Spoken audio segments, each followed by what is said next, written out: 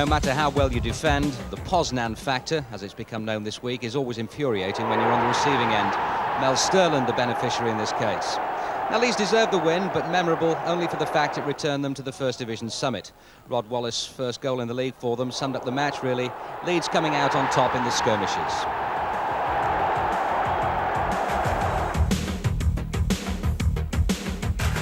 Few clear-cut opportunities in the most important Manchester derby since 1968, when City succeeded United as champions. Good save that by Tony Coton. At least Clayton Blackmore made the goalkeeper earn his corn. City's best chance to win it came near the end, but finishing isn't the outstanding feature of Adrian Heath's game these days. That was a bit wild.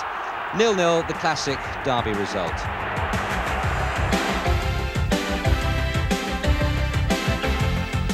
Villa on a roll, 5 straight wins. Dwight Yorke's 4th in successive games, providing our first goal of the day contender. Yorke's come on a ton this season, and so have Villa. We're there next week for the match against Leeds.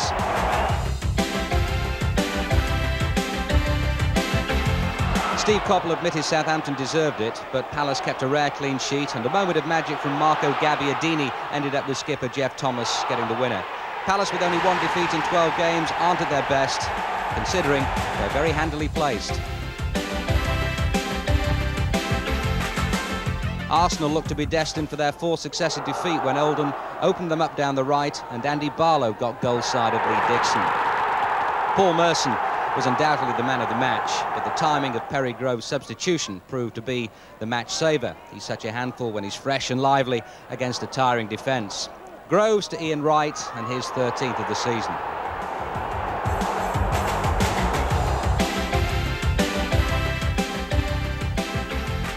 Chelsea hadn't conceded a goal for 3 games, but Norwich, who are in the throes of putting a decent run together actually, exposed 1 or 2 familiar flaws. A short, sharp passing game, which is their trademark, and Robert Fleck's shot slightly deflected off Paul Elliott for the first. Darren Beckford's flick-on created unnecessary havoc quarter of an hour later, and although Dave Besson got down well there, Mark Bowen popped up from full-back to get number 2. He was heavily involved in number 1. Robert Fleck's 8th of the season is our goal of the day contender B. With Chelsea chasing the game, Norwich sensibly knocking the ball into the inevitable gaps, and Fleck finishing off in fine style.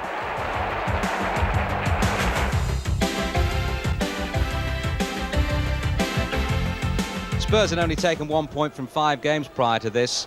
Luton going in front a minute before the break with only their 9th league goal of the season. Nick Harford, who's got most of them. Well, after 59 minutes, the lights failed. Teams returned after quarter of an hour, and Spurs' response was electric. Paul Walsh buzzing about, and Scott Houghton on a substitute equalised. His first goal for the club coming at the 2nd attempt. A minute later they were in front. Goal of the day, contender C. Gary Lineker making the art of goal scoring look simple, what he does so well. Losing his marker and attacking the near post. There was no way back for Luton when Houghton got his 2nd. Goal of the day, contender D, spotting Chamberlain betwixt and between. Audacious attempt, wasn't it? Worked a treat. Well, just for good measure, Lineker got another, his 9th in 9 games, inevitably from close range. They don't make him like him in Japan.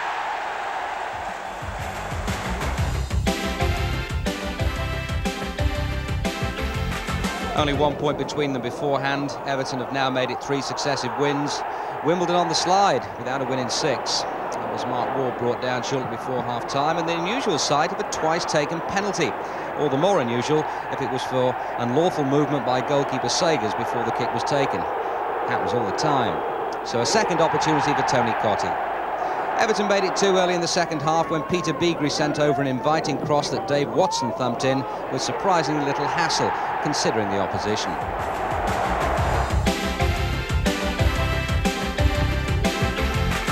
Forest's league form has been very disappointing, but it's early days as far as they're concerned.